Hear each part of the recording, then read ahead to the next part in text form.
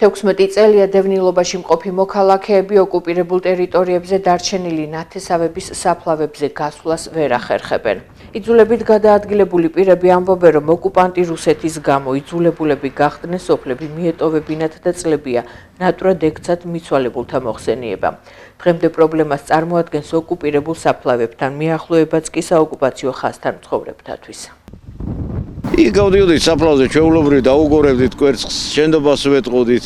დაბა აქედან მე მშობლები იქ მიმარხია და აქედან თუ გაუგზანი, რავი, მივუარა მე.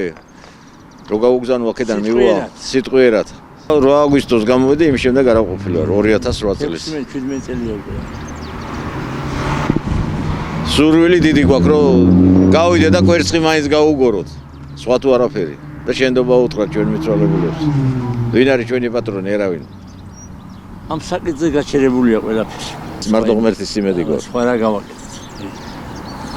ამ ყველა ვეშაპი ვიდგას შუაში და დაგვრჩაგდეს და ვარ დევნილების შუა კარტში. დაგხადეს. ოსიცხილია ჩვენ სამშობლოში დევნილებად ვიქეცით. იქ იყო ბუნამდელი გავდივედი. თელემები იყო სასაფლაოზე გავდივედი. აკრიცას ცემდი ჩვენ მიცვალებულებს. აქ რა ჩვენი მიცვალებულები იქ არიან და მოგონება ხო გინდა ხო რაღაცა უნდა მოიგონ მარტო ის არის კვერცხი და პასხაზე რაღაც ხო უნდა მოიგონ წინაპრები. ტრადიციები არ დაკარგულა, მაგრამ სიამოვნებით წავალ, მაგრამ ვინ გაგიშვებს, აბა, არ გიშვებენ და. ალა ვერ მიხვალ, ვერანაირად, ვერ. ჩიტი აღარ გაფრინდება ახლა.